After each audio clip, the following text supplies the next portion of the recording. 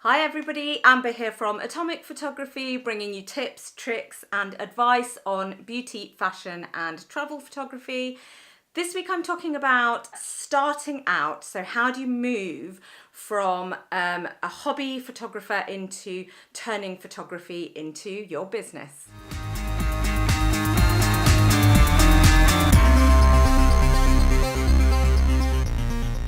So you have a passion for photography and you want to start to turn that into your business.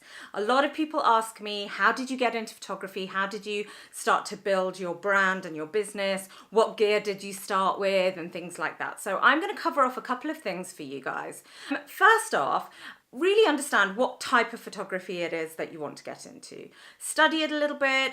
You can see some of my inspiration videos for fashion photography and do the same thing. Research, work out your niche, and then start to practice in that area.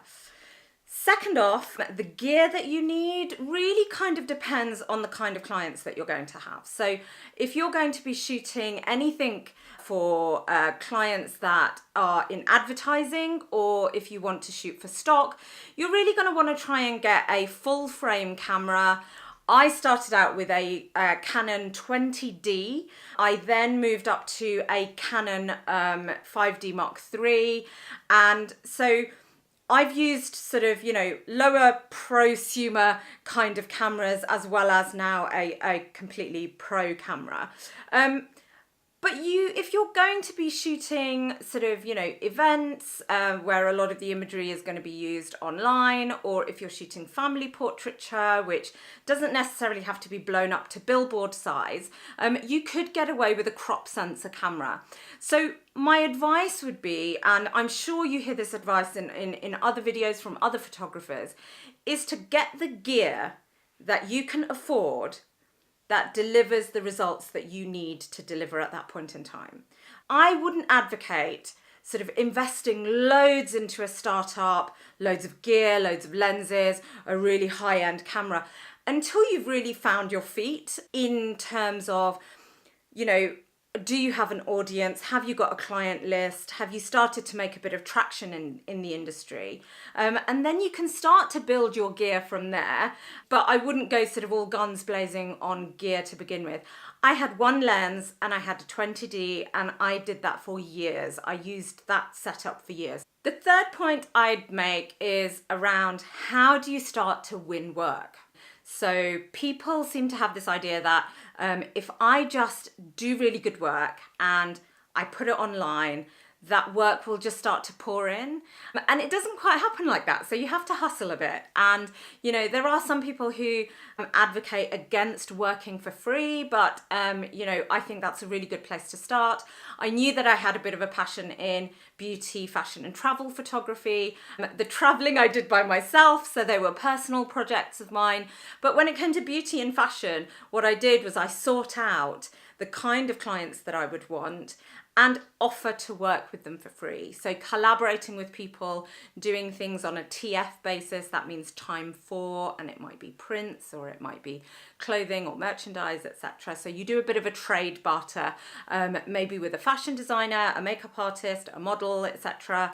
And there's a couple of websites. I'll link them in the description below, and you can have a look at sort of, where you can network with other creatives and start to test, start to practice, start to build up a network of creatives that you can then count on and pull from going forward. If you're in, wanting to get into a different type of photography, so maybe it's family and portraiture photography, I think the same principle applies. I would go to your friends, your family, offer them some free pictures and photo shoots in return for them letting you use that imagery in your portfolio or on a website. So if you're starting out, you haven't got imagery, I would definitely tap on your friends and families to sort of help you and cheerlead you on your journey. What that starts to do is once you've got a critical mass of images, portfolios, you can start to be selective about what you put out there to your clients. When you then go and pitch an idea to a client, they'll take you more seriously if they can see a range of images that you've shot, if they can see the potential that you've got in terms of your style, your aesthetic, etc. And, they'll start to take you more seriously, basically. So we've covered off the type of photographer you want to be, the start-off gear that you should try and have, how to start making traction. And then I think finally you will start to find your own artistic voice in the marketplace. So that's kind of like your style or your niche.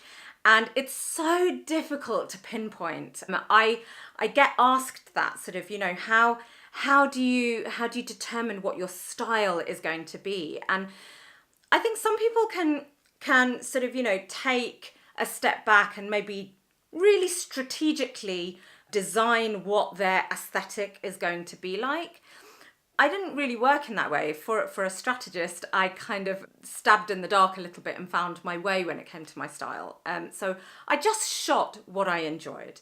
And I think if you shoot what you have a passion for, that passion will always show through. So once you start to build a portfolio, you'll start to see the pattern in your style of imagery. How is your treatment in post-production? How do you retouch your images in post-production? What kind of colours are you liking? Are you a muted colours and a neutral kind of shooter, or do you like colour pop images? If you look at my Instagram is very, very colourful. There's loads of flowers, there's lots of balloons. You'll start to see a bit of a pattern, such that in the early days, I couldn't see it myself. I was just shooting what I enjoyed. And I then had people see some of my billboards and take images of them and text me and say, Amber, is this your work? And I'd be like, yeah, how did you know? Like, my name isn't on there or anything. They go, I can tell, it's your signature. Now, I don't know. I find it really difficult to articulate what my signature is. I think it's kind of, high-end, glossy beauty imagery. But, if you asked me in the early days, what's your style going to be for shooting? How are you gonna, take over the beauty, arena in London? I wouldn't have had an answer for you. Like, I don't know. It's like, I just shoot what I think is pretty and what I like. And I know that might not be the answer that everyone's looking for. There's no golden ticket. There's no silver bullet here. You just have got to find your balance. You've got to find your voice. You've got to find where your passion lies.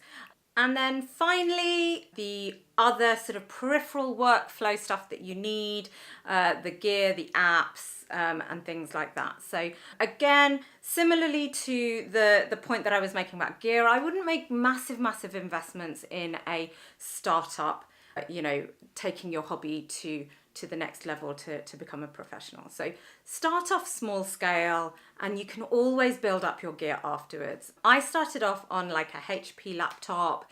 I moved to a Toshiba laptop eventually, and then I've got a MacBook Pro now. So you don't have to start off with loads and loads of gear.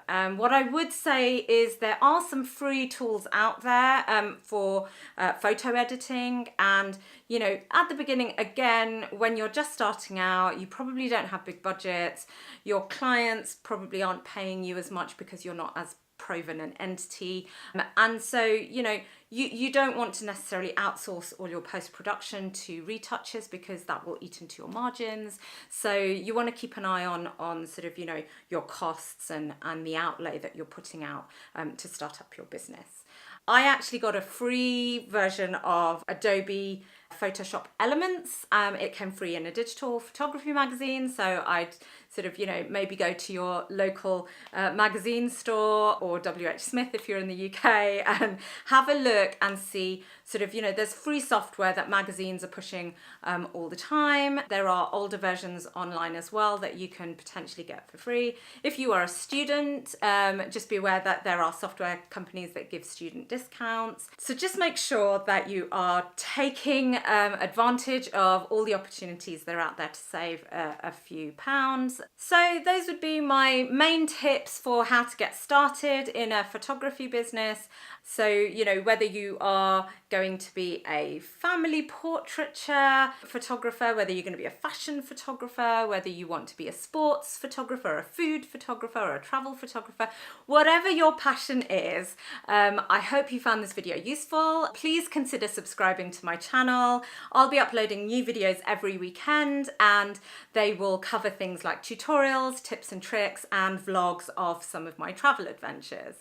If you hit the little bell button, you'll be notified of when a new video has been uploaded. And for now, I hope you guys have a lovely week, and I'll see you soon.